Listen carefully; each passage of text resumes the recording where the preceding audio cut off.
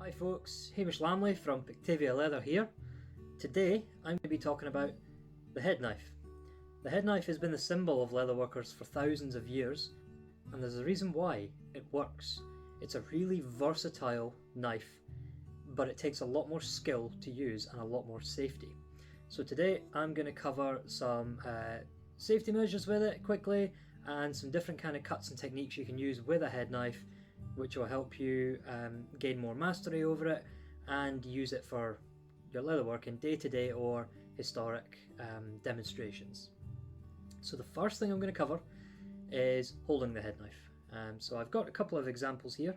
I have my main head knife, my Dave Budd head knife here. I have another one from the same maker, which is the kind of half cut up version, which is a little bit safer as well. And I have an antique George Barnsley one from England. The first thing you'll note is my handles are tiny. They might not look quite right. I cut all my handles down. One, I've got quite wee hands, and two, I find I get a lot more skill cuts and more control with a shorter handle on these. So to start off with the head knife, you're not really holding the handle here.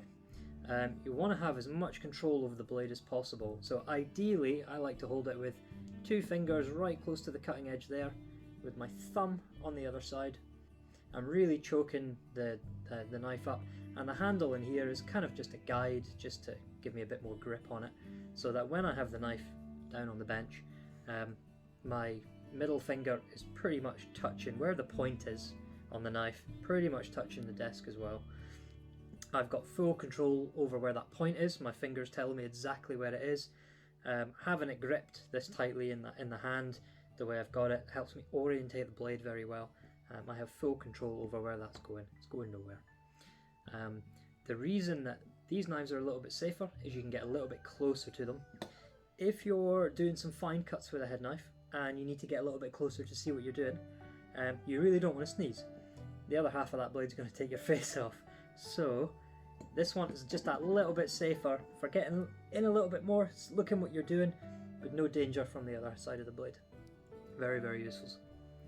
And you'll see a lot of different shapes to these. You'll see this antique one comes out a little bit more flat, and the blades are often plate steel, a little bit thinner. They're often very good steel if you get an antique one, but I find the thinner plate steel just not quite as comfortable to use long term. It just digs into the hand a little bit. So something that's got a bit more of a thicker profile to it, that has that distal taper on it, a little bit nicer to use long term. So you're looking at your head knife kind of this fashion. So a little bit about safety. The knives that we're used to these days, typically a safety knife. This is what most people will use to cut leather, because it's what we use in day-to-day life for many different tasks. Everyone who's used one of these, generally, knife's in your dominant hand, and whatever you're cutting, you're usually supporting your material with your other hand above the knife, in front of the knife, as you cut toward yourself in a pull cut. Now that's really good when using one of these knives. The second you switch out to a head knife, that hand's in the way and you're in danger of losing all your digits. So the most important thing when using a head knife is to be completely aware of where your other hand is at all times. You want to count all 10 digits as often as you can. You always want to have your hand behind your knife, to the side of your knife, and always making sure you know where that blade is orientated for roll cuts and such. So, onto leather. The head knife is a historic knife, so we have to look at leather historically. So, looking at Iron Age, early medieval period, and into the medieval period, most of the leather that we do see is very soft leather. There is lots of cowhide still used, but many things are very fine, softer leathers, deer skins and goat skins and such. So I have here some bark tan deerskin that I tanned with oak last year, and it's soft, kind of pouch clothing quality leather. We see a lot of this kind of leather historically. So with it being quite soft, it doesn't have much resistance in it to a blade. So when using something like a safety knife, as you pull cut on the leather, as you cut toward yourself, that leather is going to bunch up, give you a kind of raggedy cut or a curved cut. It won't give you a nice clean cut. This is where the head knife comes into its own. with a roll cut. So leather can be flat on the bench, gripping the blade as we discussed, other hand out the way,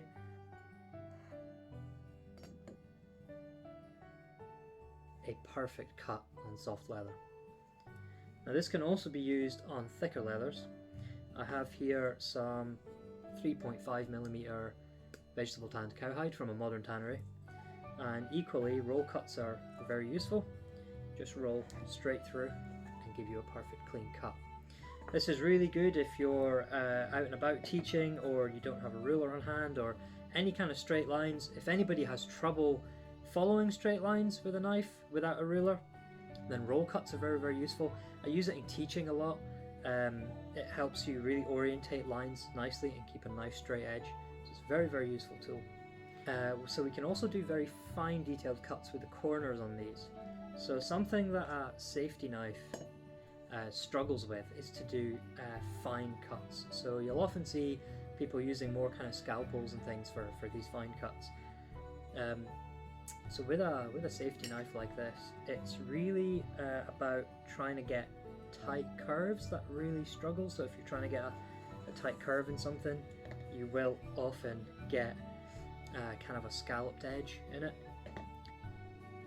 Where again the head knife excels because it's got such a fine point on it.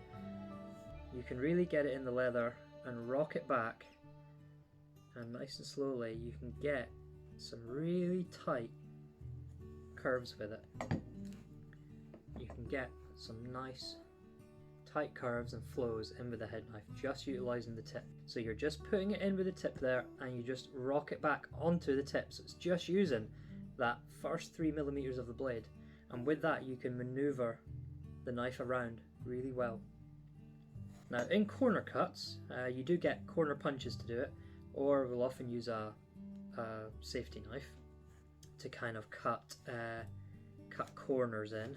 We'll have some corners and little straight lines like this. Now you can equally do that on a corner very, very quickly with a head knife, just by using roll cuts. Now here's where you have to think samurai, death by 1,000 cuts. What you want is lots and lots of little straight cuts that just meander around an edge, and they'll eventually cut a nice curved corner in. So I'll demonstrate here.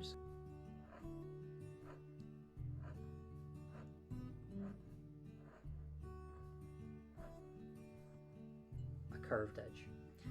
That one's not 100%, but it's close enough. So already we've got roll cuts, cut in soft leather, cut in hard leather. We've got tip cuts where you can get tight curves, and we've got corner cuts, which is another kind of roll cut really. So we also have skiving with the knife.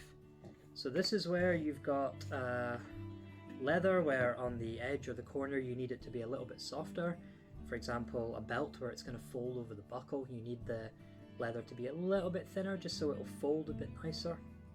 So the act of skiving, you can just shave that down with a knife, if you can see that. And it's these kind of circular cuts. You're not cutting straight like with a chisel, you're kind of slicing it in, and that slicing action will just pull the blade straight through the leather.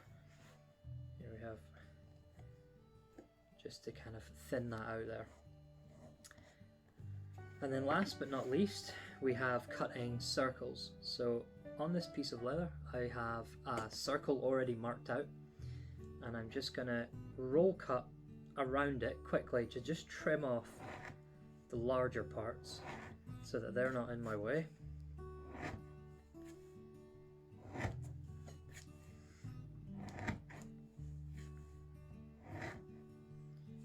And then we're going to start our cut, and we're just going to push cut straight through this to create a nice round circle. So we'll just choke this knife up so we've got control of it.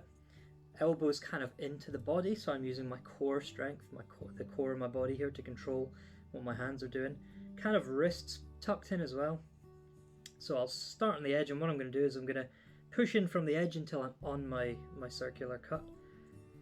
So you'll see my other hand here, my fingers are nowhere near the cutting edge. If I suddenly cough, sneeze, twitch, and my blade shoots forward, there's no action where it's going to pass through fingers. It's just going to move out the way. So I'm onto that edge now, so my right hand thumb is kind of pushing on the leather here. So my right hand has full control of the blade, my thumb is on this leather here, and my left hand has control of the leather, and you can see my fingers are nowhere near the blade there. And what I'm going to do is just gently push the blade around that curve. And every so often just reposition my hands a little bit so that I keep them out the way of the cutting edge. So I'm kind of almost with this thumb pivoting the knife through the leather.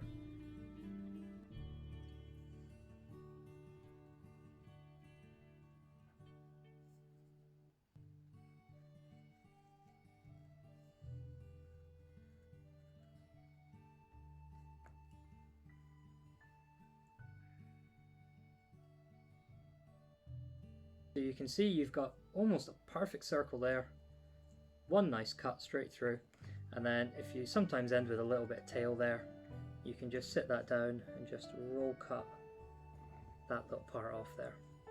And any kind of fringe you have, you can just roll cut that away. And there we have a circle. So we've got roll cuts for soft leather, hard leather, getting around corners. We've got skiving action, we've got these tight curves we can do with it, and we can cut circles very, very fast, even faster when you're not being filmed. So the use of a head knife is phenomenal. It does the actions of kind of various different tools. So especially when traveling, I'll always make sure I have a head knife. I know I don't need rulers, I can cut perfect lines with it. I know I can cut my softer leathers, my hard leathers, so I don't need scissors or any kind of other or knives or tools to cut leather. I don't need anything else for skiving because I can shave leather down quite easily with this. So it really is the tool of choice. It just takes a little bit longer to get used to the different cutting motions and actions, tighter control, and being safe, more importantly. So I hope this has helped. I hope those with head knives pick them back up and keep using them, and those that don't have one, think about going out and getting one and practicing training with it. And send me any feedback or videos or questions you have about the head knife. I'll be happy to do another video or answer any questions.